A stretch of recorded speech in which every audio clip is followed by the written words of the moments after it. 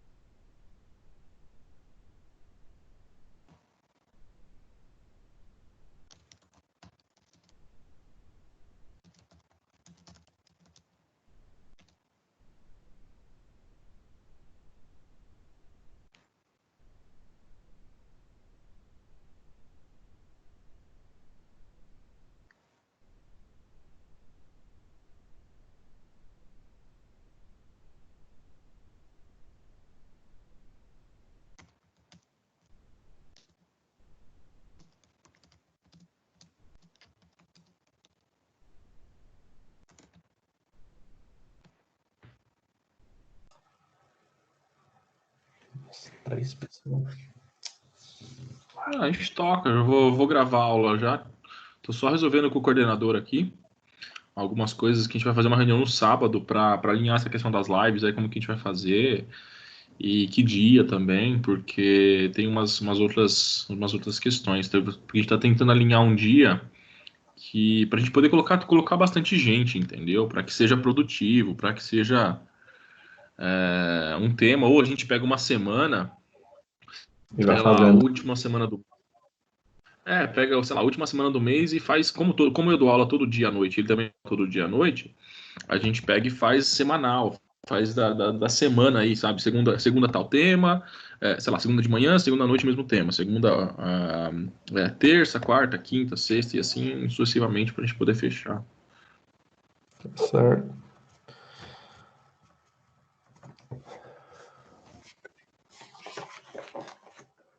Ô, Fábio, aqui no Brasil, carne de Um pouquinho, javali. Rei. Ah, tá.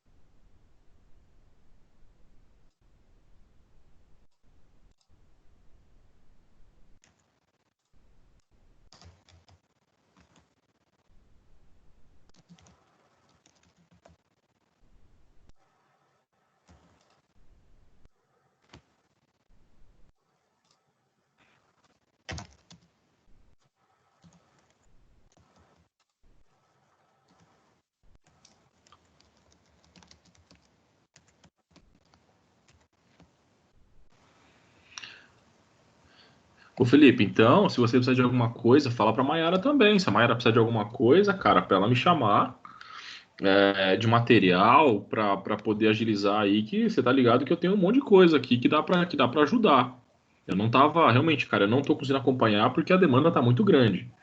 Então, qualquer coisa, fala pra ela me acionar. Você me aciona também, se você precisar de material aí pra poder fazer as aulas. Puta merda. Bom, éramos quatro, agora somos três e a gente toca, tá? Eu acredito que não. Se você quiser mandar no grupo lá, Raí, fala que vai começar. A gente. Fechado. A gente já começa. Estava só ouvindo aqui, eu fiquei sabendo agora que uma colega minha lá do Belenzinho teve que fazer uma cirurgia porque estava com câncer de mama e eu não estava Nossa. acompanhando. Puta, a cirurgia agora, mano. O tempo que nós tá vivendo.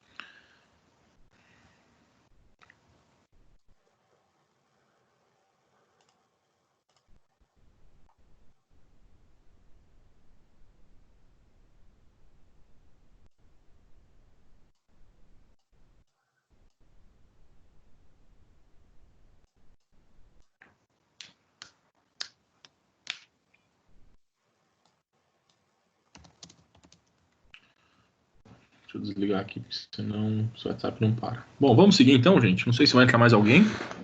Estamos aí, Antônia, Giovanni. Eu vi que você mandou, provavelmente o pessoal já vai entrando aí.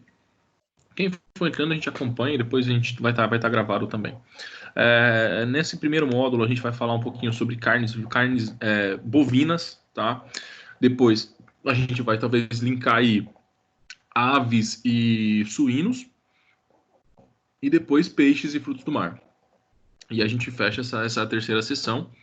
E a gente vai compondo aí essas aulas. Eu tenho 2 vídeos depois para mandar para vocês assistirem, que são bem legais, são bem dinâmicos assim, mas é mais para a gente poder fazer um comparativo de qualidade, um comparativo de processo, para a gente poder entender algumas características que a gente vai abordar hoje. Então, quando a gente fala aqui que a carne bovina, né, então o boi, ele é classificado basicamente com as características da qualidade do animal. A gente está falando muito que isso é muito uma característica que você só sabe, né, a qualidade do animal quando você está muito próximo ao manejo, né, quando está muito próximo ao manejo. E desta forma, quanto maior for a qualidade e mais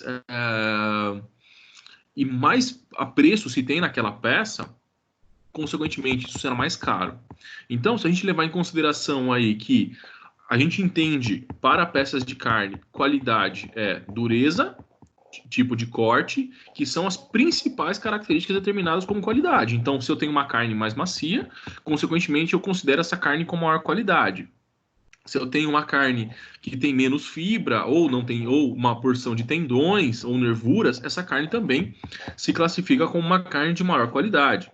Então, a gente vai entender um pouquinho como os bovinos, como essa característica de bovinos, a gente vai entender cada raça, cada característica, cada formato de manejo vai influenciar no processo produtivo dessa carne de qualidade.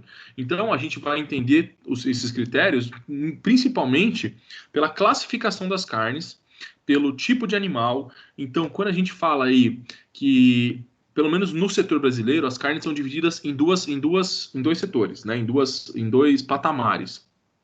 Primeiro, como carnes nobres, ou as carnes de primeira, que aí entra contrafilé, alcatra, coxão mole, coxão duro, lagarto, patinho, picanha. E as carnes de segunda, que são músculo, paleta, peito, ponta de agulha, ossobuco. Então, basicamente, o que me difere uma carne da outra para uma carne de primeira e uma carne de segunda? Primeiro passo, né? Tudo aquilo que a gente falou lá em cima. Textura, fibrosidade, característica. Sempre quando a gente faz nomenclatura carnes de primeira, a gente já vai ter uma característica de cocção. Então, exemplo, eu sei que carnes de primeira, eu vou trabalhar um método de cocção. Grelhado, assado, salteado, métodos de cocções que são mais rápidos, que consequentemente me trarão uma característica diferenciada para essa carne. Já carnes de segunda, elas são carnes que naturalmente serão mais rígidas, naturalmente serão com uma quantidade de gordura um pouco maior e também terão uma fibrosidade muito maior. Então, essas carnes eu já preciso trabalhar um outro método de cocção. Então, eu vou trabalhar aí com guisado, braseado, ensopado, ou eu vou fazer cocções extremamente longas. Então, se eu pegar aqui um peito, eu vou fazer uma cocção muito longa. Um acém, eu vou fazer uma cocção muito longa, para que a gente consiga aí sim consiga ter uma carne, um processo muito bom que eu vou conseguir gerar qualidade. O boi, basicamente, aqui, deixa eu até pegar uma caneta aqui.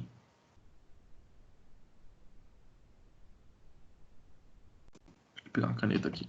O boi ele é basicamente dividido em duas partes. Se a gente for pegar aqui, ó.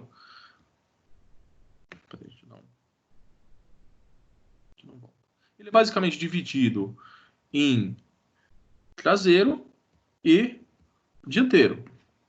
Essas duas partes são onde nós dividimos carne de primeira e carne de segunda.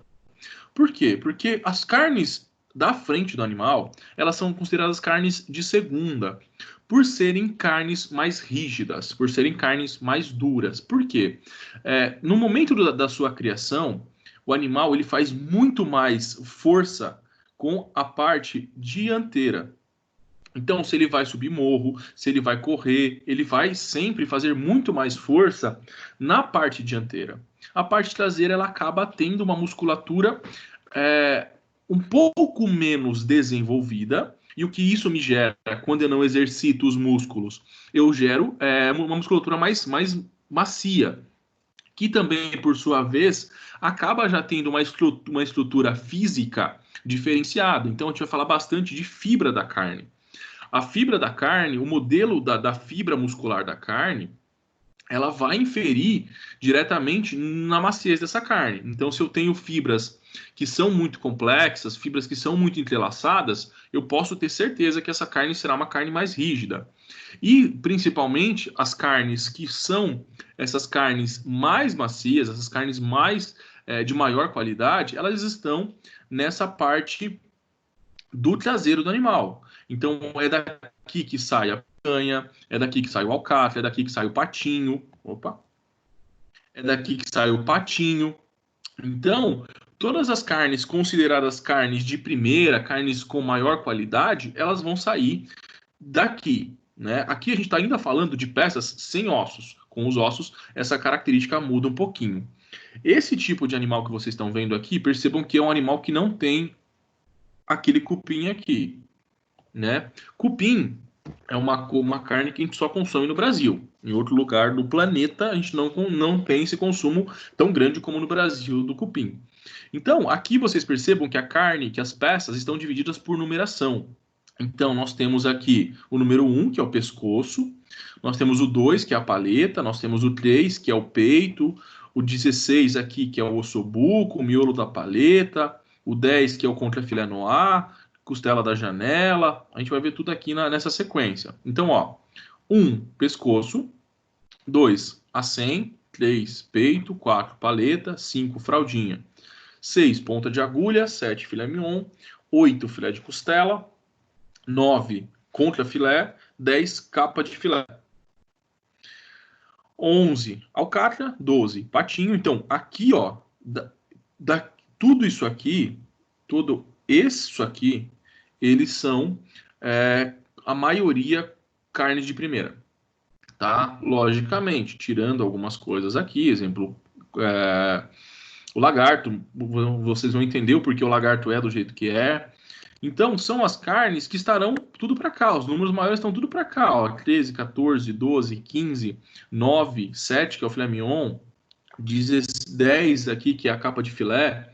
Então, essas carnes, elas terão uma característica de maciez, elas terão uma característica de gordura intramuscular. Então, são carnes que, se eu aplicar a cocção errada, eu vou acabar com essa carne. Essa carne não terá a qualidade que a gente gostaria que ela tivesse. Então, não adianta nada a gente ter uma carne de boníssima qualidade e eu não conseguir preparar essa carne da forma correta. Então, assim, dentro de um processo, 50% é produto, 50% é técnica. Então, se eu não entender quais são as características daquela carne, quais são os métodos que eu tenho que usar, dificilmente eu vou conseguir trazer um bom resultado. Então, por isso que eu elenquei para vocês aqui o resultado esperado, o método de cocção esperado para cada tipo de carne. Para o rabo, um corte que não se enquadre em nenhuma classificação, isso é muito importante. É um tipo de produto que sempre foi, até pouco tempo atrás, um produto que era desprezado. O rabo ele era desprezado. E hoje em dia ele é um produto caro. Hoje você não paga menos do que R$20 no quilo de rabo. Só que rabo, se a gente for incluir, exemplo, tá? Se eu for fazer a ficha técnica de uma rabada, o quão caro é esse negócio, a gente olharia o rabo de uma outra forma. Então, se eu pegar aquele rabo, vou fazer a cocção e vou tirar a carne que me rendeu daquele rabo, vocês vão ver o quão absurdo é o custo desse produto.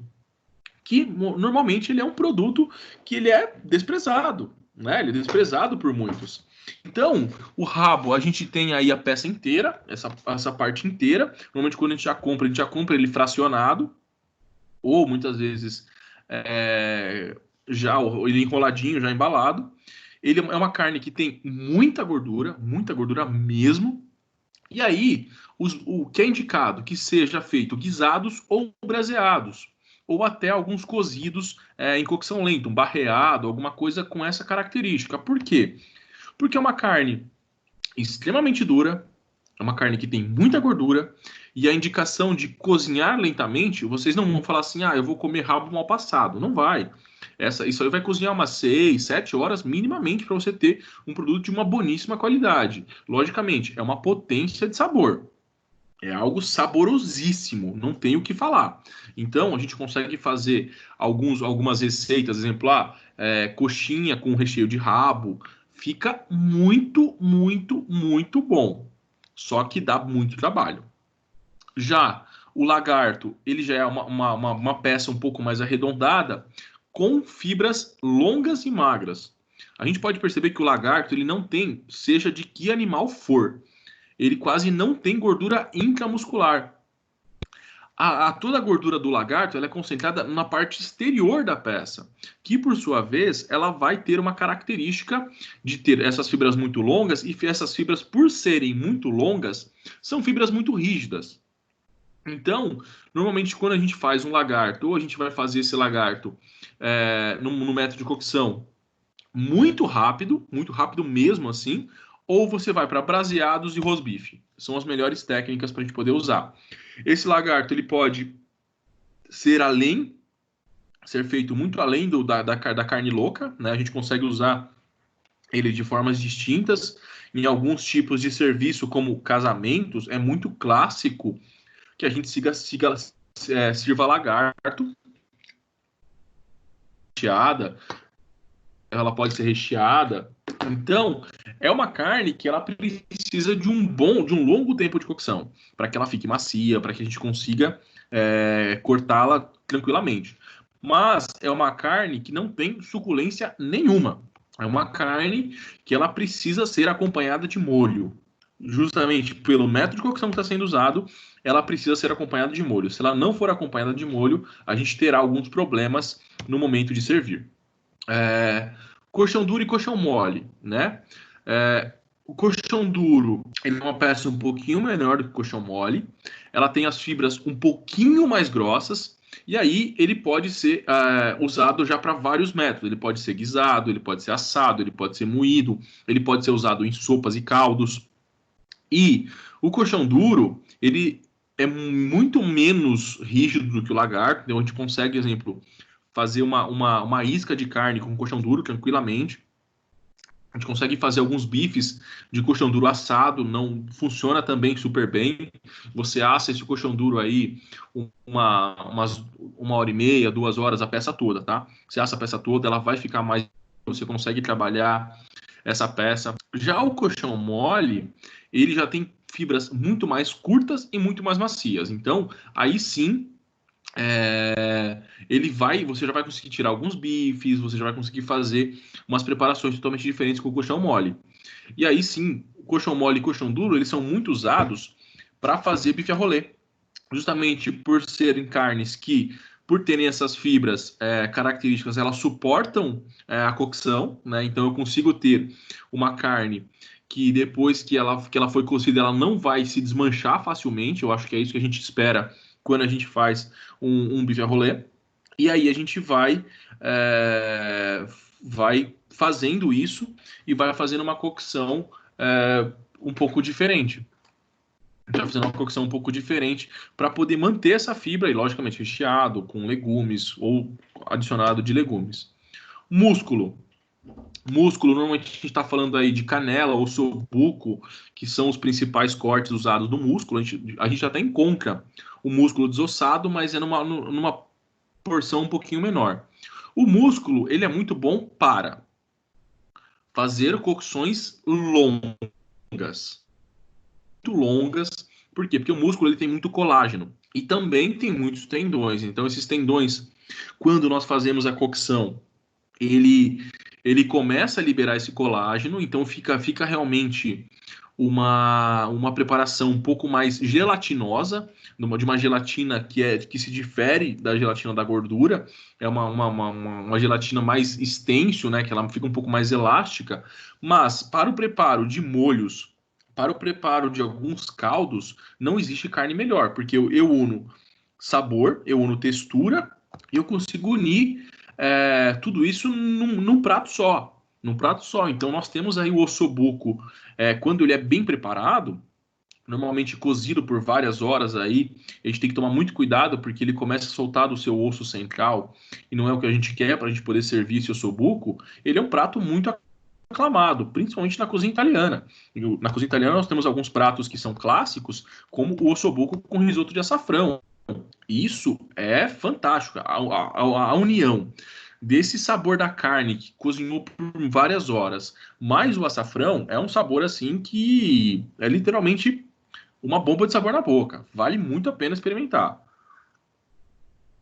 Já o patinho, que também tem fibras um pouco mais curtas, o patinho, ele é uma peça redonda, tá? Uma peça arredondada, que dentro do patinho eu tenho 5 cortes diferentes que eu consigo tirar.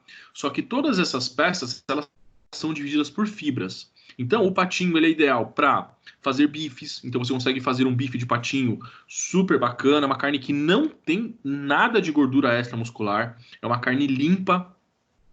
É uma carne que a gente consegue produzir maciez, é uma carne muito macia, então para usar para blends de hambúrguer, para poder fazer algumas preparações, então como polpetone, como bolinho de carne, como quibe. É uma carne que funciona muito bem, justamente porque ela une essas características de não ter gordura e de ter uma maciez muito grande, então vale muito a pena usar o patinho.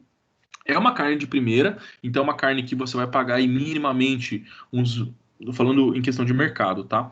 Uns 25, 26 reais, né, no mercado. Então a gente consegue ter uma carne para um uso geral. A picanha, a gente não precisa nem se aprofundar muito, né? É a grande paixão nacional. E aí é uma carne que tem ela está junto com no final do coxão duro. Então nós temos aqui o coxão duro e aqui começa a picanha. Tem que tomar muito cuidado que a gente tem, mediante da picanha, nós temos algumas teorias da conspiração, né? Fala assim, picanha boa só tem 1,1 kg. Picanha boa tem 900 gramas. Gente, aí é uma coisa um pouquinho de ver um pouquinho, entender um pouquinho o que está acontecendo, porque se a gente falar de picanha, a picanha ela é caracterizada por tipo do animal, tamanho do animal. É a mesma coisa. Um animal que tem 800 quilos terá uma picanha de 1,8 kg, 2,1 kg. E um animal que tem 400 quilos terá uma picanha de 1,1 kg, 1,2 kg. Por que eu estou falando isso? Porque começou-se, logicamente, a criar algumas teorias em torno da picanha, que, não tem como um animal de 800 quilos ter uma picanha de 1,1 kg, é desproporcional muscularmente. Então, a picanha, nós temos aí picanhas de qualidade, que são animais abatidos mais jovens. Então, esse animal que é mais jovem, ele tem uma característica de maciez muito maior, obviamente, e que consegue aí fazer isso de uma forma um pouco melhor.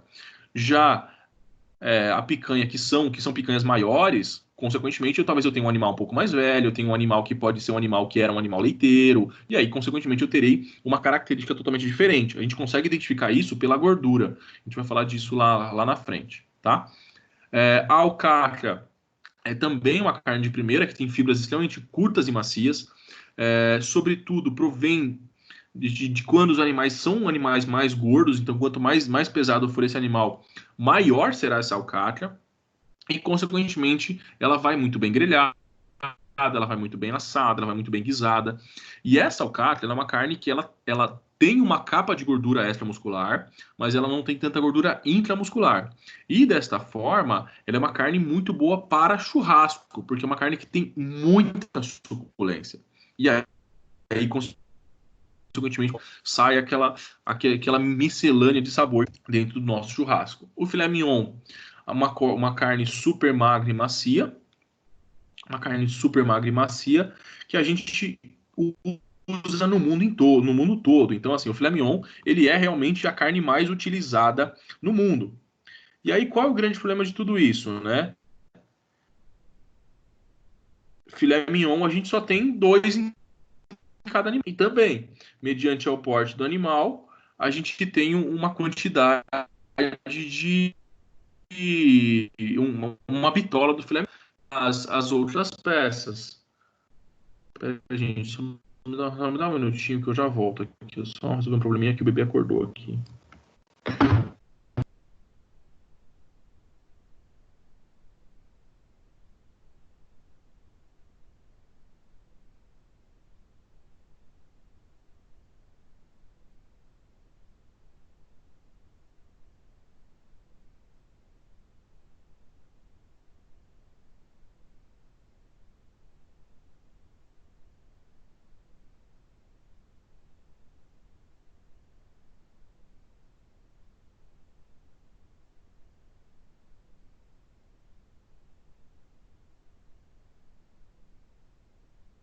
Voltei. E aí, quando a gente tem essa questão do filé mignon, é uma carne que ela é clássica, né? A gente usa para tudo, usa para cortes clássicos. Então, o filé mignon ele é ele tem alguns cortes que derivam do seu nome, então Chateaubriand, Tournedos, Medalhão, Escalope, e assim sucessivamente, o próprio Paiar. Eu consigo fazer alguns cortes semelhantes, naturas semelhantes, com outras carnes? Consegue, mas é difícil você ter um aproveitamento tão grande como a gente tem no filé mignon, justamente pelo seu formato já cilíndrico. Por seu formato cilíndrico, ele acaba tendo um aproveitamento muito maior. Falamos, é uma carne considerada de segunda, mas é uma carne que não tem preço de carne de segunda. A fraldinha, ela é muito apreciada para churrasco, ela é muito apreciada para a produção de hambúrgueres, apreciada para alguns preparos, é muito apreciada para alguns preparos como vasos de empanados, várias coisas de churrascos mais longos, recheados também. Tem muita gente que faz a fraldinha ela recheada, porque a fraldinha ela é um corte que ela apenas tem uma parte de gordura e ela tem assim fibras bem, e é uma que tem muita, mas muita suculência. Então, conforme essa carne ela vai sendo grelhada, ela vai inflando, ela vai se tornando uma bola. Então, ela vai fechando as fibras e toda a suculência fica lá dentro. E quando você corta essa fraldinha, ela é extremamente suculenta. Então, é muito apreciada, principalmente mal passada, porque essa carne bem passada ela já perde todas as suas características. Ponta de agulha é muito conhecido aí como costela gaúcha, pelo menos aqui em São Paulo, né? Que é a costela gaúcha que os gaúchos não conhecem, né? É um pouco engraçado isso. Mas é uma forma de você corte do peito, recorte do peito bovino com um pedaço de osso, né? Com um pedaço de osso. E aí, logicamente, esse tipo de corte, ele tem a gordura do peito, né? E um pedaço de peito, e ele tem o osso.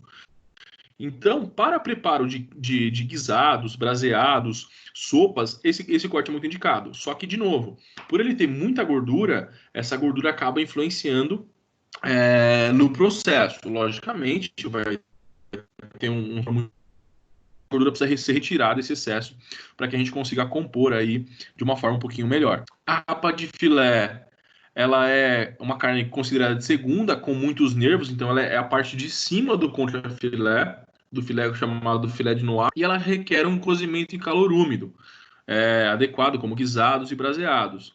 É uma carne que, se a gente for fazer a limpeza de toda a fibra dela, a gente vai perder um bom tempo fazendo e vai ter um pouquinho de trabalho. Aqui, a animal, então, ela é uma carne de segunda, relativamente magra, ela não tem gordura extramuscular, ela tem muita gordura intramuscular e muita fibra. Então, para a gente poder amaciar esse tecido aí, o mais indicado, moer, ou assar, ou brasear ou guisar. Porque é uma carne muito boa para a gente poder fazer carne de panela. É uma carne que tem esse tipo de preparação. A maminha, ela está junto com a peça do alcatra, a gente vai ver nas imagens mais para frente. Ela está junto com a peça do alcatra e também lateralmente com a picanha. É uma carne que ela é macia, uma boa irrigação, o corte do cupim. Aí a gente começa a entrar em ele apenas ele é formado apenas nos bois que têm essa característica fisiológica, que são os bois que têm corcova, então que são uma raça chamada zebulinos. Então, eles contêm, é uma peça de carne que contém muita gordura entremeada, por quê? Porque o cupim, ele é a reserva é a reserva de energia do animal. Então, quanto maior for esse cupim, maior será a reserva de energia desse animal. Muita gente fala, a gente tem muitas teorias que se falam aí sobre o cupim, fala, o cupim é onde o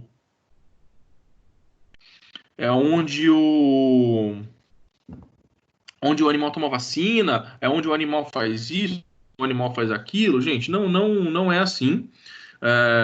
Eu acho que acaba se tendo algumas teorias da conspiração que não funcionam. É uma carne que atende alguns requisitos, é um tipo de animal que atende alguns requisitos e que, consequentemente, vai ter uma característica. É uma carne que a gente precisa cozinhar muito, justamente devido às suas. E é uma carne que vai soltar, mas muito, vai soltar muita gordura, que por sua vez terá uma característica aí de sabor também um pouco mais potente. Normalmente o que a gente pode fazer com o cupim é assa-se primeiro a peça toda, com os temperos, com as características que nós temos, é, assa ela, tipo, cozinha ela primeiro, depois a gente assa para que essa peça também seque um pouco e a gente serve com o molho no mesmo formato do lagarto. Alguns miúdos, como fígado, coração, rins, miolos e bucho, são muito comuns, né? Então, o bucho a gente faz a dobradinha, alguns miolos eles são usados para poder fazer alguns cozidos, língua, é extremamente clássico fazer alguns pratos com língua bovina, onde ela pode ser defumada, pode ser cozida, já são um pouco mais, o coração ele é um pouco mais característico, mas os rins são um pouco mais exóticos, tá? Fígado também é bem característico a gente ter o uso do fígado no dia a dia, tá? Aqui o importante a gente falou sobre algumas. Quando a gente fala sobre os animais, a gente vai chegar a isso já já, nós temos uma grande confusão sobre o processo. Acredito que todo mundo tenha ouvido falar de baby beef, né? Baby beef não é o bebê animal, tá? Baby beef é um tipo de corte que foi criado por um grande churrasqueiro paulistano chamado Marcos Bassi. E o baby beef ele é um corte do miolo da alcatra. Isso é baby beef. Quando nós falamos de um corte que é de um animal novo, de um jovem abatido, esse animal chama vitelo, tá? É um animal, é um bebezinho, é pequenininho, então ele é abatido aí com 14 semanas após o seu nascimento e ele é apenas alimentado por leite. Então é um animal que ele não os alimentos. Então, também esse animal ele fica. Por quê? Porque a gente não quer que esse animal que ele gere músculo. Então ele vai continuar com essa carne macia, ele vai continuar com essa característica de ter uma carne esbranquiçada, a carne é um pouco esbranquiçada, a coloração muitas vezes lembra um pouco a coloração de carne animal, que gera algumas carnes muito caras, né? Por quê? Porque o processo produtivo é muito pequeno, não se tem fazendas e fazendas criando esse tipo de vitelo, porque esse manejo é um pouco difícil. Então esse animal ele vai chegar aí a pesar aproximadamente 130 quilos, extremamente magra com alto teor de proteína. É uma carne que vale bastante a pena experimentar. Não entendo assim como esse animal não só.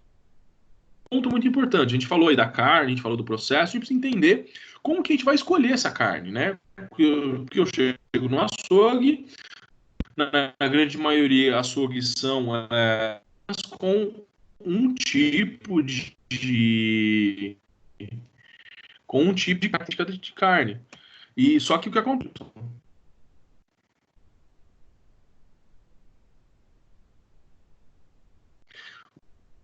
Às vezes esse açougueiro ele não consegue exemplificar as características dessa carne. Então, a gente precisa ter como exemplificar para esse açougueiro ou qual é o método que eu quero usar para saber que tipo de carne que eu vou escolher.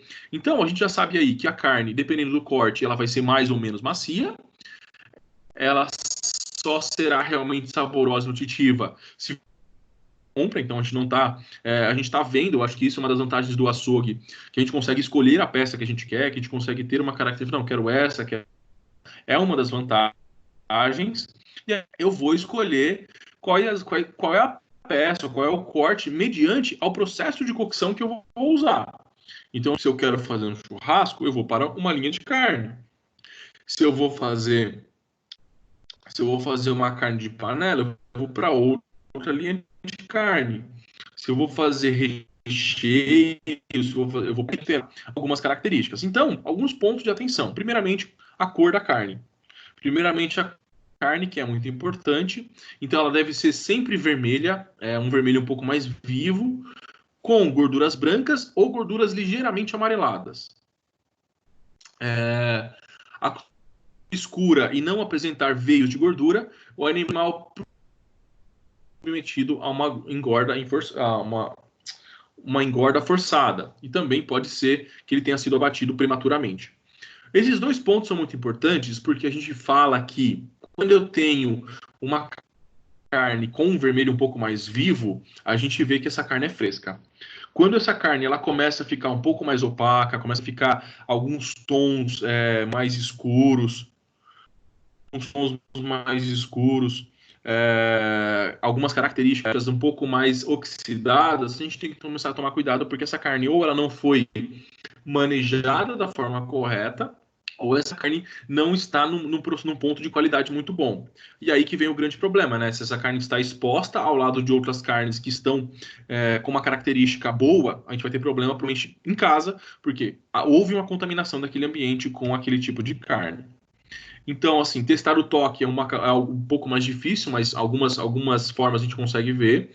Então, os tecidos, eles devem ter uma rigidez natural. Então, quando eu aperto essa carne, ela deve realmente voltar, ela tem que ficar elástica. Isso é uma das características que a gente compõe como qualidade para carne. A gente vai ver muito isso em frutos do mar e peixes também. O odor, então essa carne ela deve ter um aroma agradável, fresco e um aroma leve. Se essa carne passa por um processo fermentativo ou passa por um processo de envelhecimento, consequentemente eu teria alguns problemas e alguns aromas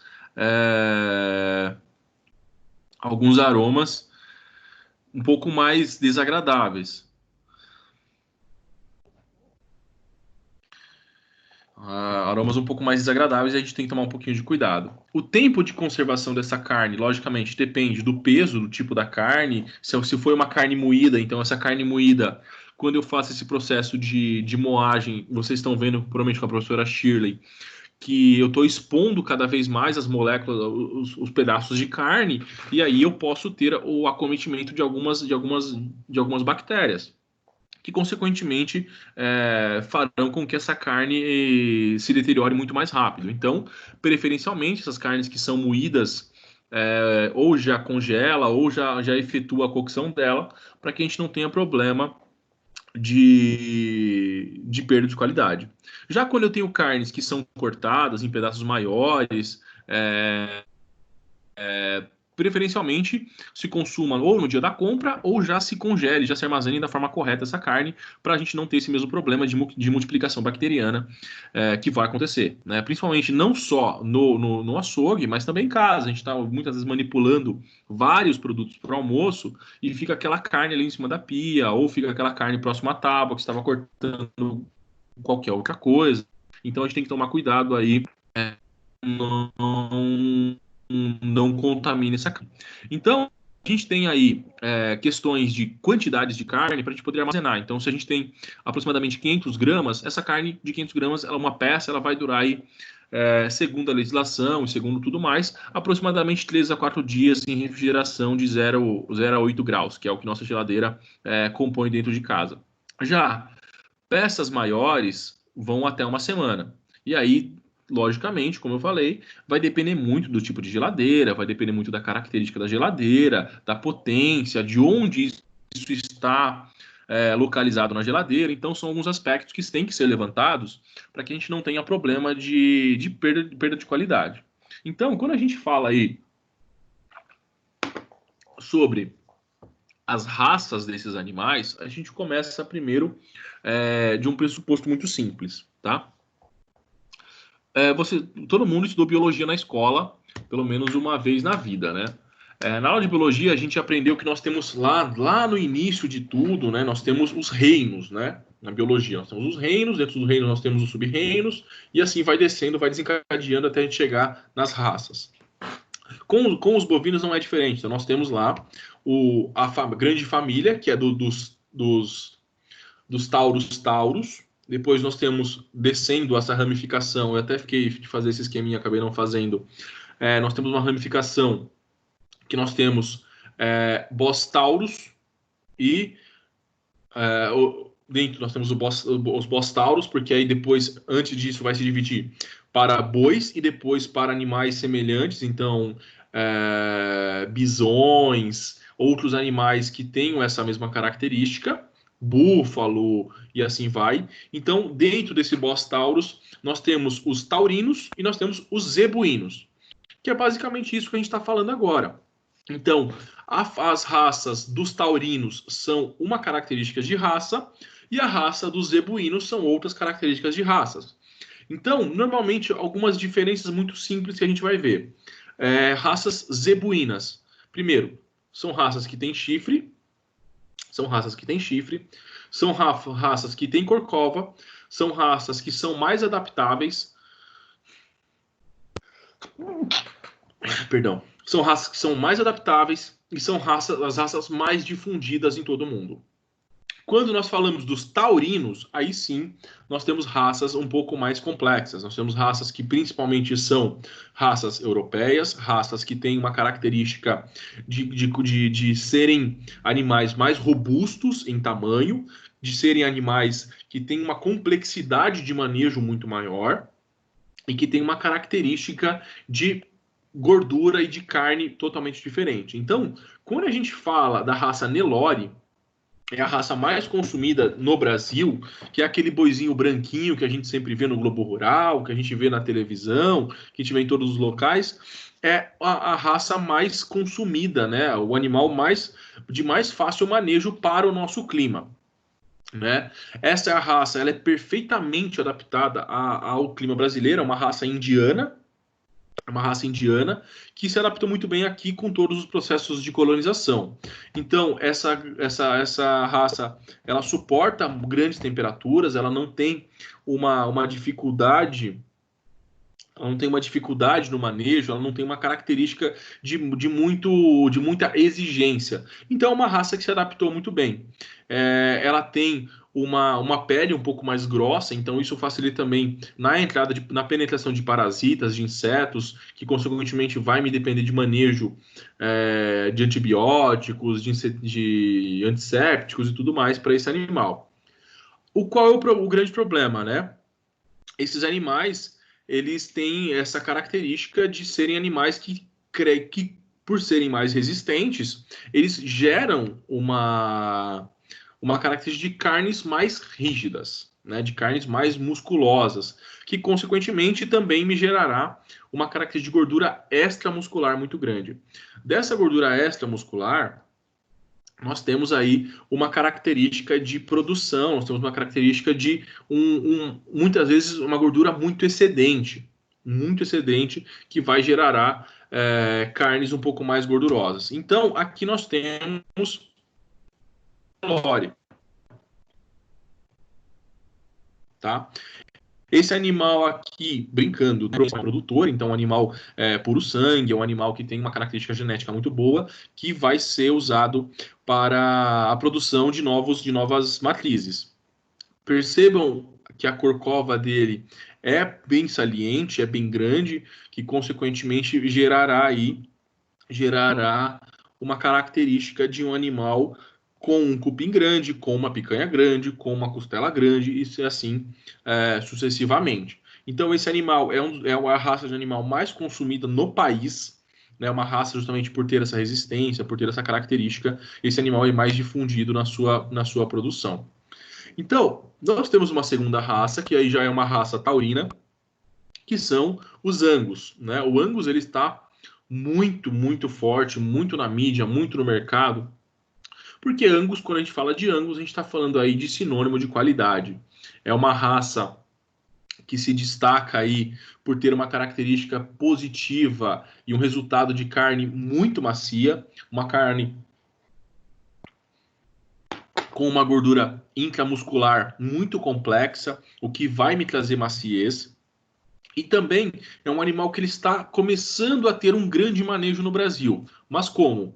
Fazendo uma seleção, primeiramente fazendo uma seleção dos animais mais fortes e cruzando esses animais com os animais Nelore. Então, normalmente, o animal, a mãe, né, a matriz, ela é Nelore e o pai, ele é um Angus. Então, nós temos a primeira fileira genética, que é 50% Angus.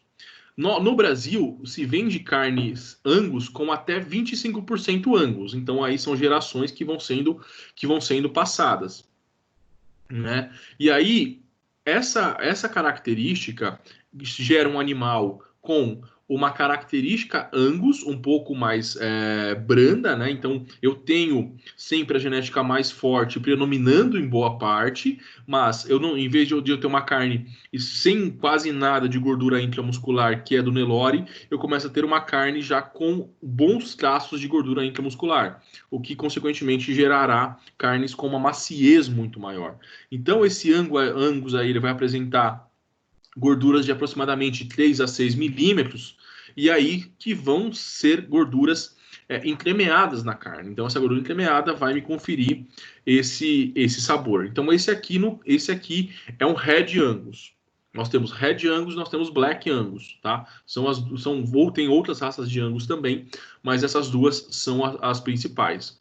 Aí eu vos pergunto, alguém acha que a picanha desse animal tem 900 gramas? Não tem, de jeito nenhum, não vai ter nunca, né? Esse, de novo, é um animal reprodutor. Percebam como ele é um animal um pouco mais baixo, né? Não tem é um animal tão alto, mas ele tem uma robustez muito maior. A gente pode ver na parte do traseiro e também na parte do dianteiro aqui, como esse animal é muito mais robusto. E uma grande diferença, esse animal ele é muito mais longo. Esse animal aqui ele chega a ter 2 metros, 2 metros e pouquinho, de ponta a ponta, daqui, né, entre aqui e aqui. Chega a ter mais de 2 metros. Então, é um animal mais longo que me gera peças de carne muito maiores. E aí, nós temos a melhor de todas, que é a raça japonesa chamada Wagyu. O Wagyu ele é responsável aí por uma das carnes mais caras e mais raras do mundo, que podem chegar aí a $1.000 o quilo, né? E esse Wagyu é o Wagyu japonês, por isso que eu vou trazer que eu trouxe o vídeo para que vocês possam assisti-lo. Então, a justificativa para essa carne, primeiramente, é a qualidade dessa carne, o processo produtivo dessa carne, como essa carne é produzida, como ela é feita, e também essa raça desse animal. Esse animal também ele é um taurino, ele também é um taurino, ele tem uma característica de uma carne extremamente marmorizada, com um marmoreio muito alto, que vai fazer aí o seu processo fermentativo. Desculpa, estou pensando em outra coisa aqui.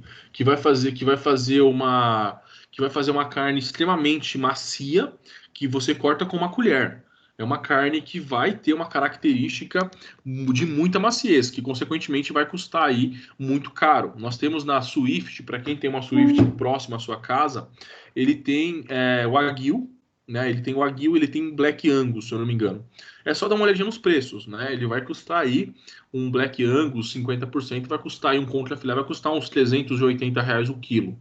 Para fazer um churrasquinho no final de semana vai ficar um pouquinho caro, né? Então é uma espécie que realmente está tomando todo mundo de carnes, porque é uma espécie que tem uma qualidade muito grande, que consequentemente vai fomentar esse mercado. E aí, logicamente, como é feito com os bois Red Angus, com os Angus, está sendo feito com o Nelore também. Então hoje a gente cria o Wagyu misturado com o Nelore em vários locais do Brasil. A grande maioria é no sul do Brasil, justamente porque o Wagyu ele não suporta tanto essa alteração de temperatura, essa alteração de calor para frio, de frio para calor. Então ele tem que ter uma temperatura um pouco mais controlada, uma característica um pouco mais linear de temperatura. Então ele é esse animal negro. Esse aqui provavelmente é um animal brasileiro. A gente vai ver diferença para os animais os japoneses, que cria uma característica totalmente diferente de carne. Aqui nós temos a comparação, né, das carnes. Então nós temos aqui uma carne, a mesma peça, tá, de um Nelore. Nós temos a carne de um Angus e nós temos aqui a carne de um Wagyu. Percebam, essas fibras brancas aqui é a gordura intramuscular. Então a gente pode perceber que a quantidade de gordura é muito maior e vai sendo um comparativo entre as peças e, consequentemente, a maciez será muito maior. Com isso, nós conseguimos ter aí uma carne de boníssima qualidade e, logicamente, com um preço também de boa qualidade, né? Então, o consumo e criação aqui para esses animais. Então, o Brasil, 20% da sua área do Brasil, ela é ocupada por pastagens. Então, aí, porque o país ele é predominante tropical e tem uma grande variabilidade climática. O que isso me difere? Que a maioria do rebanho do Brasil é comercial, é para esse tipo de produção. 80% dos animais são zebuínos. Então, de tudo que é produzido no Brasil, 80% são zebuínos, desses 80%, 90% são da raça Nelore. Nós temos uma outra raça que está sendo produzida também, não tanto para abate, mas sim para a produção de leite, chamado piemontês.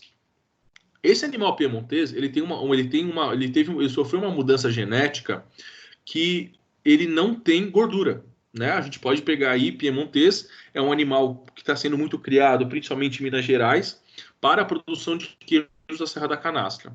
É uma espécie de animal que ela quase tinha sido extinta no Brasil, mas alguns produtores conseguiram retomar essa criação e está crescendo consequentemente. É uma carne que ela não tem gordura intramuscular e ela não tem gordura extramuscular. É uma carne que ela realmente sofreu uma mudança genética. Então esse animal ele é extremamente magro, esguio, que produz uma carne sem gordura. Produz uma carne quase sem gordura. É bem característico desse piemontês. Eu nem coloquei aqui, que é mais por título de curiosidade, né? Então, o maior potencial... o Brasil tem o maior potencial de carne, de produção de carne bovina do mundo. Então, nossa exportação ela é muito grande. A gente consegue garantir aqui um padrão de qualidade extremamente alto, uma característica muito alta de qualidade. As carcaças aí, elas vão ter uma variabilidade nas suas características, então, questão de peso, questão de outras coisas. A cadeia produtiva do animal, ela é uma cadeia produtiva muito longa, então a gente consegue aproveitar quase tudo do animal, desde os ossos até a pele, Isso, cada um para uma produção diferente.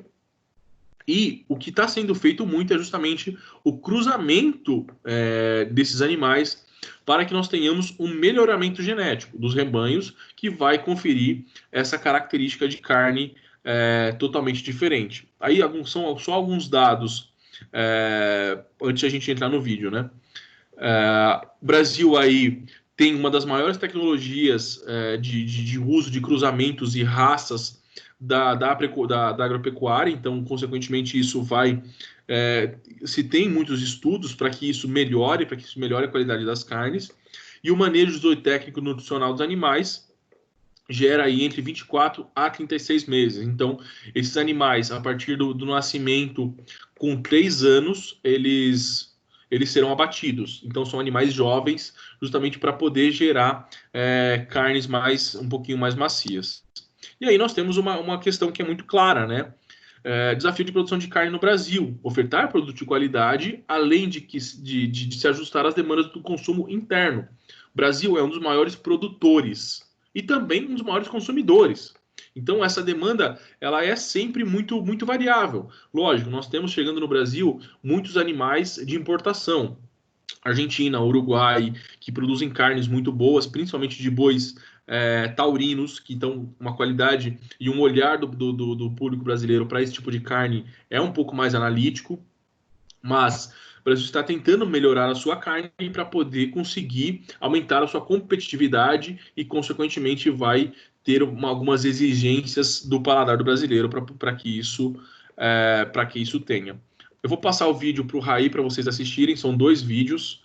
A gente são agora 8h23. 9 horas a gente volta, tá? Deixa eu copiar os links aqui e mandar pro Rai para vocês poderem assistir. 9 horas a gente volta com a finalização e com o restante do conteúdo. Ah, eu posso mandar no grupo aqui. Mandei. Assistam nessa ordem, tá, gente? Assistam esse do Globopay primeiro e depois esse segundo aqui, que a gente vai fazer um comparativo das duas características das carnes, tá? Aguardo vocês daqui a... Não, 40 minutos é muito. A gente volta 10 para as 9, tá? 10 para as 9 a gente volta. Aguardo vocês aqui. Não peço que não desconectem da sala para não ter problema. Só assistam o vídeo externo para a gente poder discutir depois. Eu estou online aqui, qualquer coisa é só me chamar se não conseguir abrir.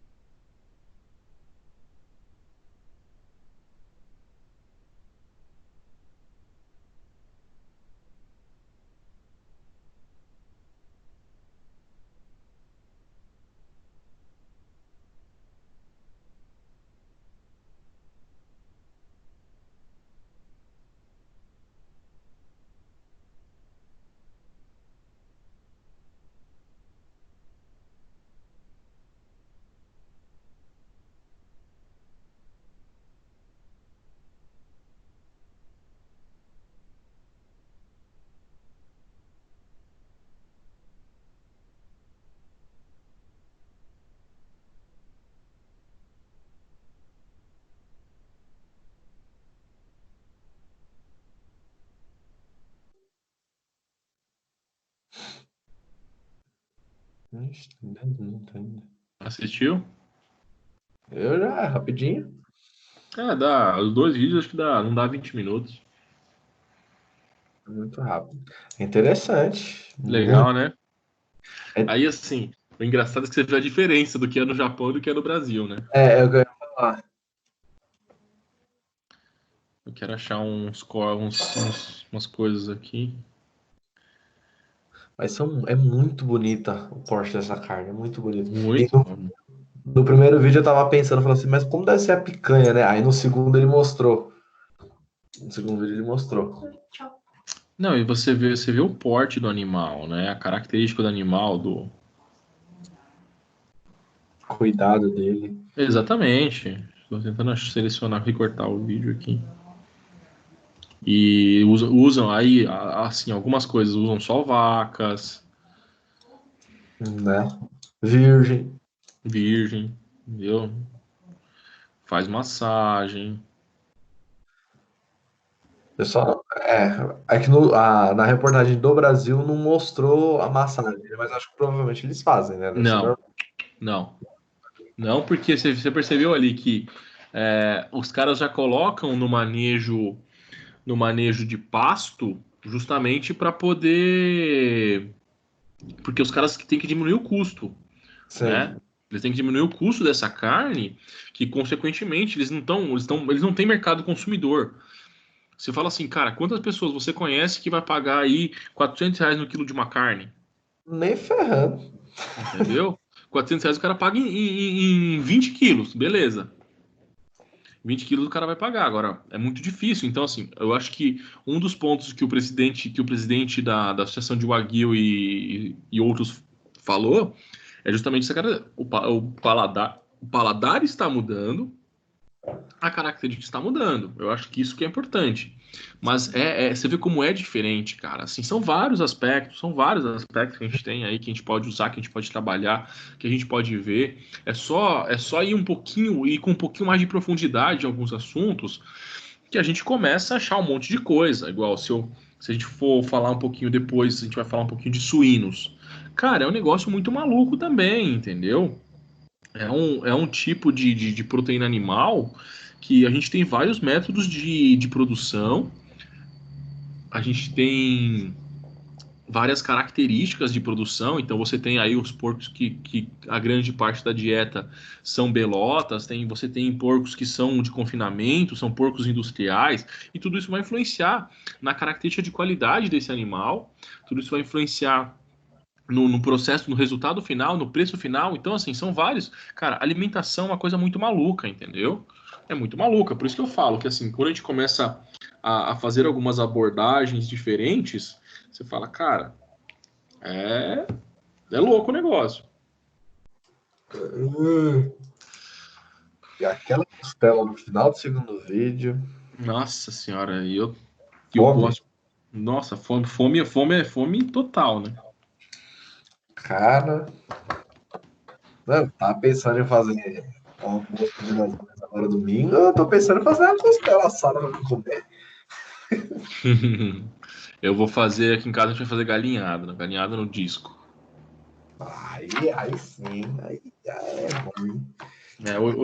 Hoje eu fiz doce de abóbora. Fiz um panelaço de doce de abóbora. Nossa, e rende isso aí, gente. Meu Deus do céu. Ah, mas eu já fiz bastante, cara. Eu comprei quase 7 quilos de abóbora. Deus me livre. Não, faça abóbora. Faço todo dia abóbora no forno pra me comer. Eu faço também, eu fiz no almoço hoje. Mas a minha mãe pediu massa. Preciso fazer massa. Aí acho que eu tenho uns livros aí que você precisa de alguma coisa. Tá com um livro aqui, ó. Tô folheando ele agora. O que que eu vou fazer? O ruim é que eu não comprei o meu cilindro ainda. Vou ter que abrir na mão. Se Tem que eu... tomar cuidado. Vou tomar cuidado pra não ficar muito grossa. Então, ó, vai ser o abro isso na mão. E eu vou fazer a base de ovo. Ai, Só o pessoal voltar.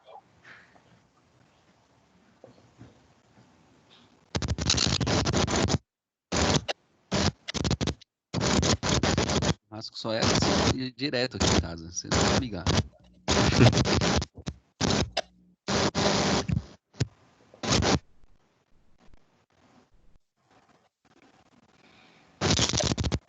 Fábio, uma coisa perguntando. É o Diogo. Tudo bem, Diogo? Você tá dando um pouco de interferência no seu áudio.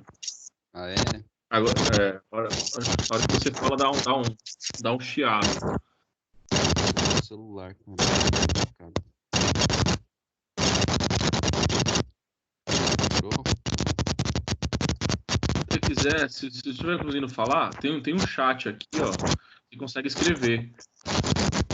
Bem na sua tela vai ter um negocinho de chat que você consegue escrever. Tá bem ruim, não dá pra se entender. Ou qualquer coisa, manda no grupo lá também que eu vejo por lá. Eu tô com o WhatsApp aberto. Então depois dá pra responder. Deixa eu dar um áudio. Beleza, manda que eu já ouço. Aí eu já consigo te responder por aqui.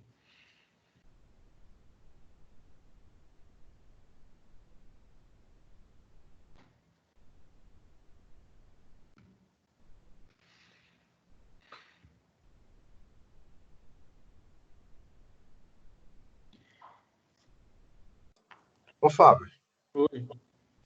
uma receita de massa tradicional é a cada 100 gramas um ovo, certo? Tá. Essa tá. Aí se você quiser colocar só gema, vão ser umas 3 a 4 gemas. É que a última vez que eu fiz não ficou tão amarelinha, sabe? Bonitinha. Achei até estranho. Você pode pôr um pouquinho de açafrão. Verdade. É, Que a o gente pulo do gato. O pulo do gato, né?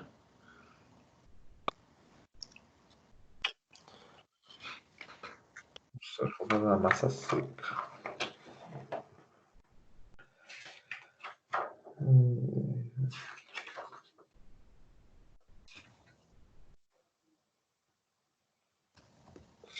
Ô, Fábio, aqui no curso em si, no curso todo, a gente fala de cozinha molecular? Cara, normalmente eu dou um workshop de vez em quando. Eu dou uns workshops pra. Porque eu tenho, cara, na pós-graduação eu dei bastante aula de cozinha molecular, a gente fez bastante coisa. Mas eu tenho bastante material.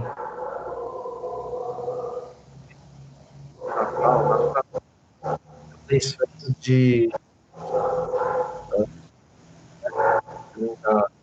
de moça, eu não consegui, mas eu acho que foi porque eu coloquei, para ela transformar em líquido, né, a pimenta, eu coloquei azeite, e eu acho que por isso que deu certo.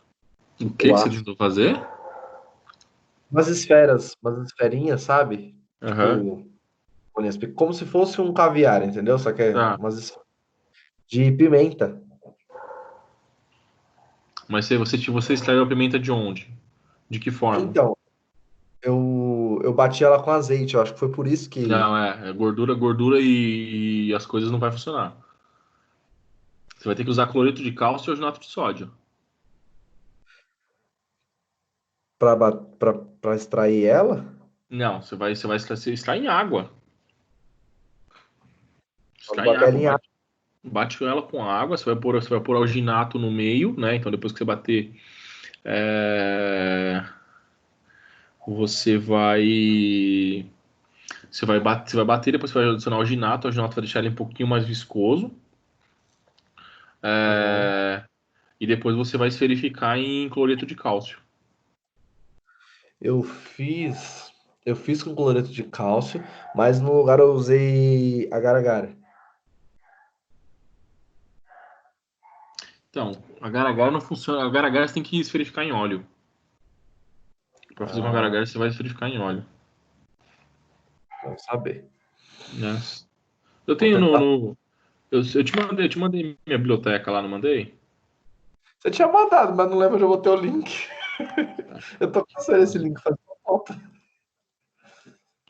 Porque lá tem várias coisas de molecular. Eu tinha tudo salvo no WhatsApp, mas aí como fiz a humildade de apagar tudo, aí Peraí tô que eu tentando vou. Deixa eu abrir voltar. aqui. Eu te mando.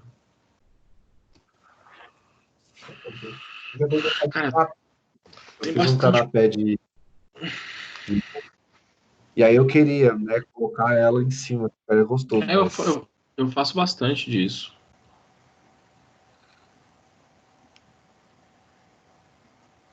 tem que aproveitar que o Natal é quando tem gente em casa, aí eu não posso inventar moda que o povo vai comer. Entendi. Deixa eu te mandar o link aqui de novo. Peraí, deixa eu voltar. Testar o vaca em outro lugar. Manda para mim também, Fábio. Mando.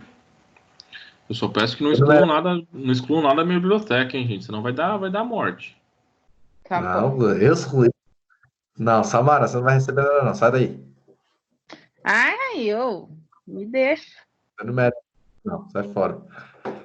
Tô bravo com você. Ainda? Por causa das criancinhas. Lembra das criancinhas? Ai, para, vamos mudar de assunto. É, né? É. Tu sabe falar disso, Raí? Coisa. É, vai, viu? Aí, te mandei no WhatsApp. Compartilha com a Samara, por favor. Sim, pode deixar. Obrigada, Fábio. Nada. Para. Tem umas outras coisas que estão subindo ainda, que normalmente eu subo sempre, eu recebo muita coisa, né? Então, normalmente diariamente vai atualizando, vai ter sempre uma coisa nova. Tem umas outras coisas que eu puxei pro meu drive que eu preciso sincronizar para ver se subiu. Pra ver se subiu. Ai, dá dor de cabeça só. Juro pra você, bateu uma dor de cabeça agora só de olhar a lista. Eu avisei. Eu preciso colocar lá que tem umas coisas que subiram de Sulvide, que são bem legais. Deixa eu ver aqui, por que que não. Eu só vai seguir. É que eu preciso sincronizar, porque eu só dar um.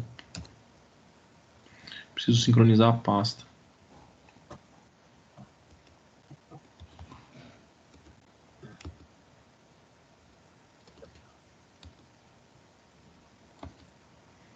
Deixa eu sair e sincronizar de novo.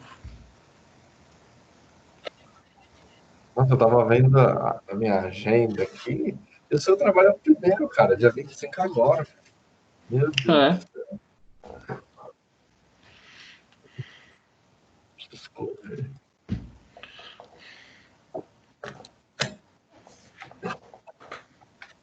Eu sou uma pessoa muito organizada. Eu vou escrevendo as coisas em papel e vou largando. Tem que ficar caçando. Aí tem receita, anotado com anotação de aula, com nota.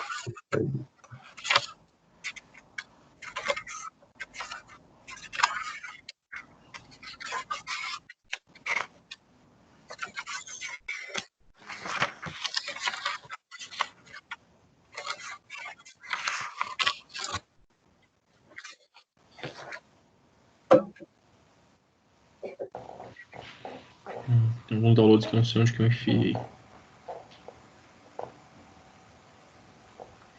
Tô subindo, eu recebi mais um de vídeo hoje, que eu tô subindo agora. Que eu tô vendo que pela sincronização aqui não veio. Que como eu recebo no celular, eu vou subindo online, vai sincroniza aqui, sincroniza ali, aí fica esse negócio que não funciona direito. É um HD, você sabia disso? O quê? Você tem que ter um HD externo, sabe aqueles. Então, eu tenho, cara, só que eu fui conectar o HD, hoje meu HD parou, tô quase surtando. Putz, Meu HD parou, ele não tá lendo. Eu tô quase me jogando, tô quase me jogando no meio da guia já, de loucura. Tudo que eu tenho tá no HD. Quer que eu Fábio. pergunte, ô Fábio, quer que eu pergunte pro meu marido? Eu quero. Ele trabalha com isso, peraí. Bota ele na conferência aí pra gente resolver meu problema. Fábio, você tem um dos livros mais caros que eu vi. Velha Cordon Bleu. Mano do céu.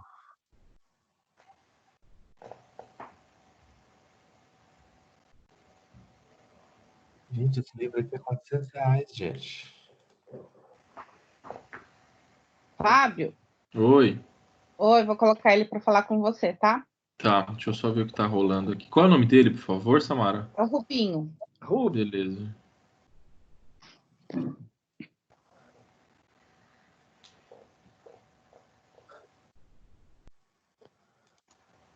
Opa, tudo bem? Tudo bem, Rubens? Me ajuda, pelo amor de Deus. Meu HD parou de funcionar. Se você pegar ele na mão, ele tá girando ou não? Então, deixa eu sentir aqui. Ah, parece que tá. Que ele tá dando meio que. Dando umas travadas. Tá, você tentou já injetar ele e trocar a portinha USB aí da máquina pra ver? Já coloquei em todas. E esse vídeo que você tava passando tá no HD externo, é isso? Não, isso aí tá no. Não? O meu HD externo é meu backup de tudo que eu tenho na vida. É. Tá, a primeira coisa aí era saber se ele tá girando, né? Se quando você tira e coloca ele, ele tá girando. É sinal que pelo menos o mecanismo dele de leitura tá vivo aí. Tá. Agora, se constantemente, mesmo você desligando sua máquina e religando, ele continuar, toda vez que você for acessar ele, que ele continuar travando, aí a primeira coisa que eu te recomendo aí é não usa mais e tenta primeiro recuperar o que está aí dentro e transferir isso para outro lugar, cara, porque se ele parar de vez, aí já era. Tá, Experiência então própria, tá? depois da aula, então eu desligo e reinicio o Reinicia computador, porque sua eu não máquina, tentei põe de reiniciar. novo, reinicia, põe de novo e vê se vai aí. Se continuar Tá, travando, conecta ele, e aí se você precisar de algum lugar para levar para recuperar, se você não consegue transferir de um HD para o outro, aí se você precisar de um lugar, eu te indico lá o pessoal que faz para gente na empresa, recuperação de disco danificado. beleza. Ah, a gente volta a conversar depois da aula. Eu dou um real aqui pra Beleza, Samara ali, sei lá. Sei lá. tranquilo. Obrigado, hein? Obrigado, Samara. Imagina. Vou desconectar aqui o bagulho e depois eu reconecto. Bom, todos assistiram o vídeo, né, gente? A grande maioria das pessoas que saíram da sala não era para ter saído. Vocês perceberam, acho que um ponto que é muito importante, que a gente analisa, é a diferença do tratar aí do animal, né, no Japão, no primeiro vídeo, e depois no Brasil, né, porque eu estava conversando com o Rai um pouco mais cedo, foi justamente isso. O Brasil, ele quer volume.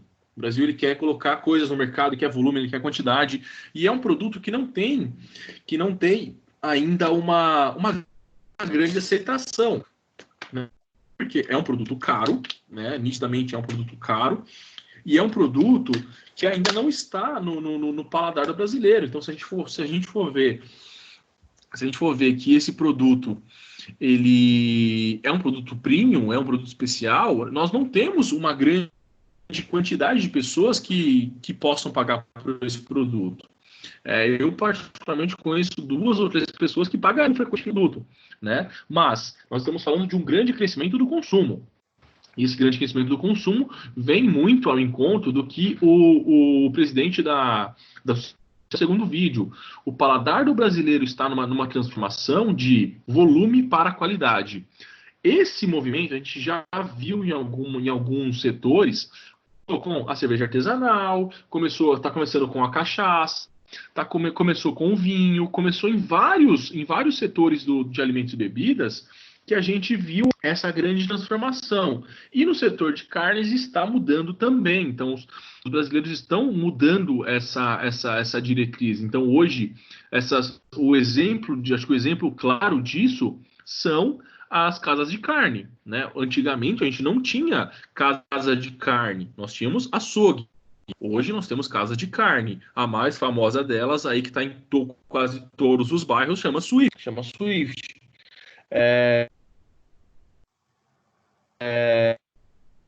Em que ele consegue atender todos os públicos. Ele tem uma carne que é a grande massa, mas ele tem as suas carnes premium lá numa geladeira diferenciada para poder valorizar esse produto. O zelo, a característica de consumo está. E essa característica de consumo é uma crescente. Ela é uma crescente, ela vai ser modificada ela vai ser, não sei como vai ser agora nesse período de crise, né? O que essa crise vai influenciar aí na característica, mas é algo que a gente tem que levantar. Que esse paladar está sendo mudado. Eu falei assim, aqui a gente tem apenas 2 vídeos muito curtos, a gente não vai se aprofundar muito nessa característica. Depois eu vou mandar para vocês no grupo lá dois livros que são sobre esse meio de carne. Um é sobre hambúrguer, legal, e o outro é sobre o manual do churrasco, que assim, já que a gente está nesse período de carnes, eu acho que não é nada que eu compartilhar esses 2 livros com vocês, porque são livros muito legais e eles falam, além das receitas, né? Além das receitas, eles falam sobre as carnes, né? Eles falam sobre as carnes e vão ter uma característica de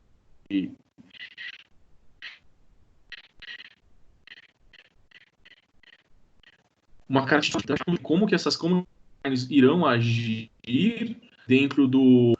Ó, tô mandando um aqui. E eu vou mandar o outro na sequência. O Diogo tá na sala ainda? Ele falou que ia mandar um áudio para mim. Não. Não. Não.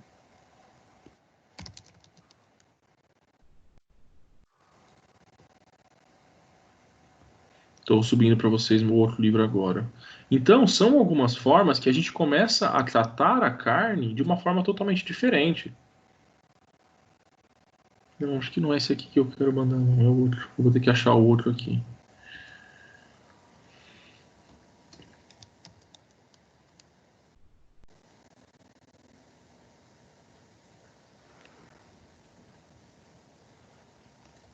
Acho que é esse. Deixa eu só dar uma confirmada no arquivo aqui. Também não. Eu preciso achar o arquivo do churrasco, que é um outro. É um outro... Também não é esse. Depois eu acho o arquivo e eu mando esse do churrasco também. Então a gente começa a ver de uma forma diferente. A gente começa a olhar a carne de uma forma diferente. E esse consumo também ele vai ser mudado, né? Ele vai ser mudado, ele vai caracterizar uma forma totalmente diferenciada. Vai caracterizar uma forma totalmente diferenciada. Então, assim, essa questão de olhar mais para a qualidade da carne e menos para o volume, isso é uma mudança que com certeza vai ser efetiva. Vai ser efetiva. A gente terá ainda algumas classes, algumas características que pensarão muito mais no volume e outras pessoas que vão pensar na qualidade. E isso é importante por quê? Porque cada dia se tem essa característica de consumo maior, a gente vai ter um modelo de negócio para poder trabalhar. Eu tenho vários alunos que estão fazendo churrasco, que estão fazendo buffet de churrasco. Você fala assim, cara, os caras estão vendendo muito dinheiro, que estão ganhando muito dinheiro fazendo buffet de churrasco. Então é um tipo de apelo que é muito importante, é uma característica que tem. Eu falo assim que isso está no processo evolutivo do homem. Né? O homem ele não evoluiu caçando repolho, ele evoluiu comendo carne. Então, logicamente, nós temos várias tendências, nós temos várias características de mudança alimentar, mas isso ainda continuará permeando, né? Permeando a nossa evolução. Pode ser que isso mude daqui a um bom tempo, como em algumas culturas milenares, isso não é característico, mas a gente tem uma forma diferente de tratar a carne. Quando a gente fala de carne, a gente vai ver bastante, é o que eu falo, eu tenho muito livro, se eu for ficar mandando tudo pelo WhatsApp, eu vou carregar o WhatsApp de vocês.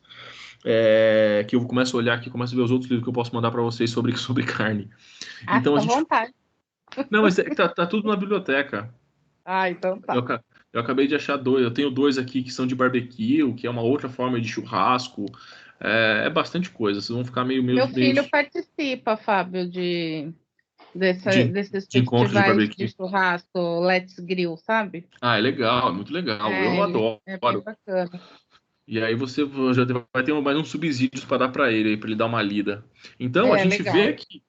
a gente vê que esse consumo, ele é um consumo crescente, né? Ele é um consumo que vai realmente mudar, é um consumo que vai crescer frequentemente. Então, essas características de carne, elas são uma grande mudança. Então, o brasileiro ele está buscando muito mais uma peça de qualidade, com marmoreio de qualidade, que consequentemente gerará uma satisfação totalmente diferente no consumo. Então, a produção, basicamente a produção dos cortes aí do mercado interno, 40 quilos de carne por habitante, 20% aproximadamente são importados, e o mercado nacional ele está muito preocupado em carnes mais simples, né? Justamente pelo poder aquisitivo da grande maioria das pessoas e tudo mais.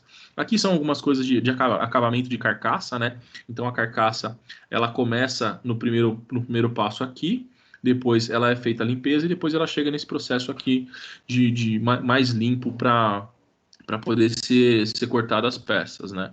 Então aí a gente tem sempre algumas coisas que são abordadas de erros operacionais dentro do abate, né? Então, de cortar a carne de uma forma errada, de perder peça. Então, aqui, exemplo, isso aqui é uma picanha. Essa picanha já vai ser usada para qualquer outra coisa, mas não vai ser comercializada dessa forma. Um ponto que é muito importante, que é essa questão da gordura, né? Estão vendo que aqui a gente tem uma carne com gordura branca, aqui a gente tem uma carne com gordura velha. Isso é uma grande diferença, por quê? Porque quando a gente tem animais com gordura amarela e quando a gente tem animais com gordura branca. Normalmente, animais com gordura branca são animais mais jovens. Animais com gordura amarela são animais mais velhos, principalmente animais do ramo de leite, né, do ramo de leite que já não tem mais uma característica. E aí, tem até um vídeo, acho que foi o vídeo que eu estava conversando com o Rai mais cedo, do Alex Atala, no Mesa 2014, 2015, se eu não me engano, por esse período aí, que ele fala, né, que ele tinha acabado de montar o açougue central e ele fala que ele foi para o Pantanal e estava ajudando, tava numa empreitada de uma boiada. E ele fala que ele falou com um dos boiadeiros, falou assim, qual desses animais aí você abateria para poder comer? Né, tinha bezerros, tinha tudo. E aí ele apontou para a vaca mais velha que tinha. Ele falou, aquela ali. Ele achou estranho, né? Ele falou, mas por quê? Ele falou assim, aí o boiadeiro foi explicar, falou assim, quando a gente é jovem, nossa a carne, ela é muito macia. Ela é muito macia, mas ela não tem sabor. Ela não é uma carne muito saborosa. Quando a gente começa a ficar mais adolescente, quando o animal começa a ficar mais adolescente, começa a criar uma robustez, ele fica mais musculoso. Ele fica mais musculoso e a carne começa a ter sabor. Quando essa carne começa a ficar mais musculosa, ela começa a ficar mais dura. E aí, partindo do pressuposto que quando você começa a envelhecer, a sua quantidade de colágeno começa a diminuir, a sua carne volta a ficar macia. Só que ela fica muito mais saborosa. Então, isso aqui é um exemplo de uma carne de um animal um pouco mais velho. Então, essa carne fica mais amarelada, fica mais macia e, consequentemente, muito mais saborosa. Então, são algumas coisas que realmente dentro desse modelo de carne a gente consegue ir trabalhando. Aqui são só erros operacionais que acontecem, né? Então, isso aqui não é um erro operacional, isso aqui é um erro de genética, né? Então, eu tenho um animal que quase não tem gorduras, não tem gorduras extramusculares, então essa gordura é uma carne que vai ser dominada com uma carne um pouco mais simples. E aí aqui são algumas coisas de abate, né, de hematomas que esse animal sofreu durante todo o seu processo produtivo. E aqui a gente faz uma analogia muito simples, né? Eu garanto a vocês que aquele animal japonês ele não tem esse tipo de hematoma. Por quê? Porque isso aqui é vacina, isso aqui é confinamento, isso aqui é o jeito brusco que o brasileiro trabalha com o animal, que vai gerar esses tipos de peças, né? E aí, consequentemente, a gente vai achar peças assim, ó, com esse tipo de sangue dentro da peça. E você só sabe que tem isso quando você corta a peça e vai se deparar com esse tipo de problema. Esses hematomas, eles são coágulos de sangue, né? Então acabam aparecendo aí quando se faz essas maquiagens das peças. E aí, dependendo do tipo do animal, ele acaba tendo hematomas um pouco mais sérios que podem chegar ao descarte da peça. Podem chegar ao descarte da peça, que consequentemente vai gerar uma característica diferente. Os carimbos, isso aqui é o carimbo do CIF, tá? Isso aqui é obrigatório em todas as peças que saem do frigorífico. né? Depois que sai do frigorífico, esse carimbo ele pode ser retirado, mas para sair do frigorífico ele tem que sair com esse carimbo. Dentro de cada local que abate animais, tem alguém do CIF lá para poder caracterizar. Aqui a gente tem a questão das gorduras, né? Que eu estava tentando mostrar para vocês aí sobre o marmoreio das peças. Sobre esse marmoreio das peças que vão conter uma característica. Então, o brasileiro aí está seguindo a regra de marmoreio japonesa, que vai de 1 a 12. Aqui nós temos um marmoreio aproximadamente de 10, não chega a 12 ainda. Quanto mais marmoreio, mais cara vai ficar essa carne, consequentemente, quanto mais cara essa carne, mais saborosa ela será. Entendam que isso aqui é marmoreio, isso aqui é um erro genético, tá? Isso aqui é um genético, então não pode uma gordura assim para poder servir numa picanha, né? Não é uma característica de qualidade. Ó, percebam aqui que é um excesso de gordura, isso já não vai ter uma característica de qualidade. Excesso de gordura externa também, porque muitas vezes esse animal ele acabou engordando muito rápido, que foi até um ponto que mandou no fundo do vídeo, onde eles fazem um confinamento e esse animal começa a criar uma robustez muito rápido, e isso vai gerar um excesso de gordura extramuscular. A maioria das vezes essa gordura extramuscular ela não é retirada, porque os caras vendem no quilo. Então eles não vão retirar e vão mandar para o açougue ou para quem estiver comprando essa carcaça dessa forma. A questão da coloração da gordura, como eu citei para vocês, né? A gordura amarela versus gordura branca. E aí nós temos a valorização de alguns produtos. Isso aqui, gente, é contrafilé, tá? Isso aqui é contrafilé com osso. Aqui nós temos o T-bone. Então nós temos aí a valorização dos produtos que são considerados produtos premium. E aí vão me gerar características diferentes. O engraçado é que, assim, pelo menos eu falo por mim, aqui nós temos vai tirar o T-bone, que vai tirar o prime rib, que vai tirar algumas características. O T-bone aqui, ele é aquele bifezinho do desenho do picanha, né? Aonde aqui nessa parte de dentro nós temos um pedaço de filé mignon e nessa parte externa o contrafilé, que por sua vez, logicamente, pela qualidade, essa peça, esse T-bone, ele nunca é cortado com menos de 350 gramas a peça, tá? O pedaço de bife, porque ela é cortada na serra de fita, então não se consegue fazer o corte menor do que T-bones, aí que são nomenclaturados como porterhouse. Ele é um T-bone de aproximadamente 1 quilo. E nós temos peças que são gigantes, né? Nós temos algumas peças que é uma peça semelhante a essa aqui, que chama Tomahawk. O Tomahawk ele é uma peça que ele tem aí... Tomahawk Obstetra Fiorentina, coisa, tá? São peças que ele pega todo o osso da costela, então ele pega todo esse osso aqui, ó, todinho esse osso, e ele vai ter uma peça de 2,5 kg, 3 kg, justamente para fazer esse tipo de churrasco barbecue, churrasco mais diferente. Um outro produto que é muito aceito é o bife de tira, né, que é a costela. Então isso aqui é uma costela fatiada na sua longitude e é servida tradicionalmente aí como o bifezinho de tira, a costela de tira, para poder ser servida grelhada, rápida, e costela aquele negócio, tem um sabor fantástico. E aí também dos pontos que são principais aqui é a questão do marmoreio. O que é marmoreio ideal, né? Se eu tenho uma carne de qualidade, o marmoreio ele também vai ajudar, vai melhorar o meu processo produtivo, a minha característica, e também vai conseguir me trazer muito mais sabor, muito mais características de qualidade para esse tipo. Então aqui, ó, isto aqui é o marmoreio ideal, tá? Isso aqui a gente está vendo que o marmoreio ele não está muito bem delineado dentro da peça. Aqui eu tenho ramificações. Então, esse tipo de marmoreio é um marmoreio considerado muito mais gradativo e não algo mais bruto como é esse tipo de marmoreio. E aí, aqui a gente tem uma escalinha, a imagem não é muito boa, mas a gente tem uma escalinha do Wagyu, né? Então, do 1 até o 12. Então, essa carne que tem o marmoreio 12, a gente pode ver muito que é uma carne que ela é servida basicamente mal passada, porque essa gordura ela estará aqui sendo aquecida, ela vai se dissipar da carne. Então, quase não vai sobrar carne nesse tipo de corte aqui para poder ser consumida. O que o especialista falou que o brasileiro ele está acostumado até a marmoreio 6.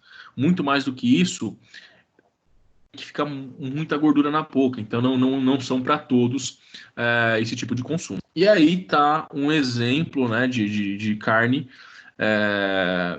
de Kobe e a valorização desses cortes. Então o strip aqui, que é fraldinha, R$205 o quilo.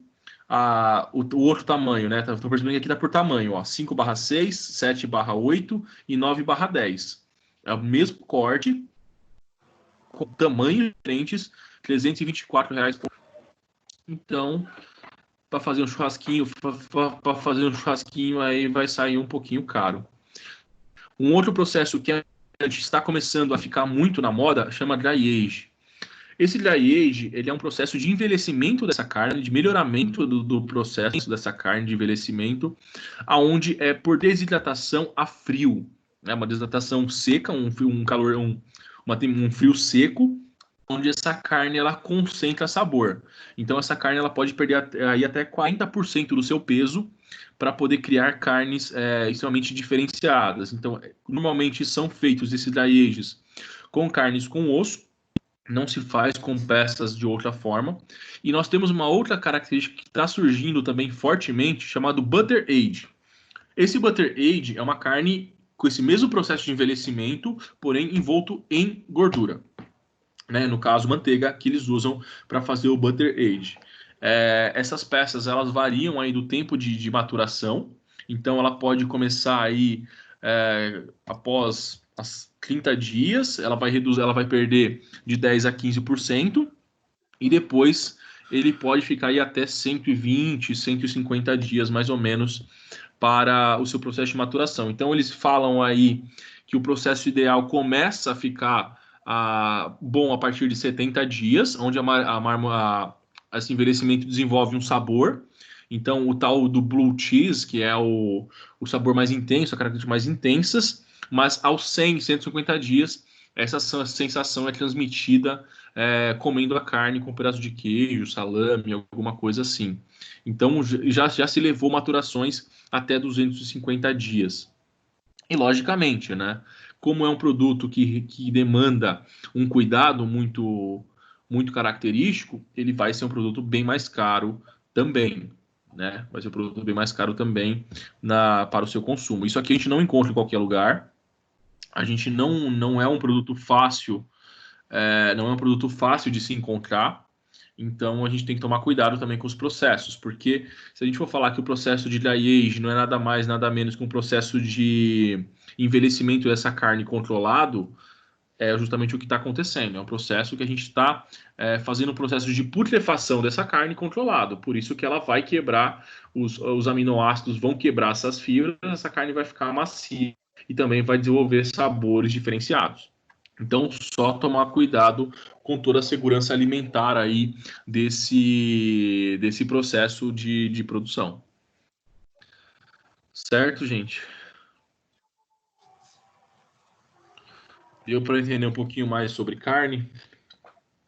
Fábio, Oi. no processo do Butter Age, a carne ela fica mais úmida? Porque essa manteiga não protegeria ela de perder a umidade?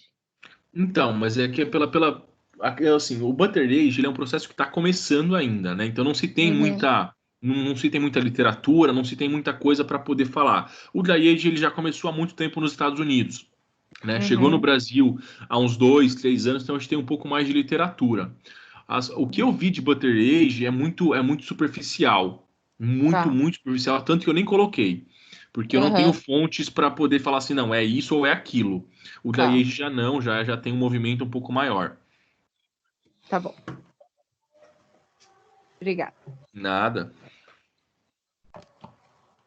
Mais alguma coisa a acrescentar, gente?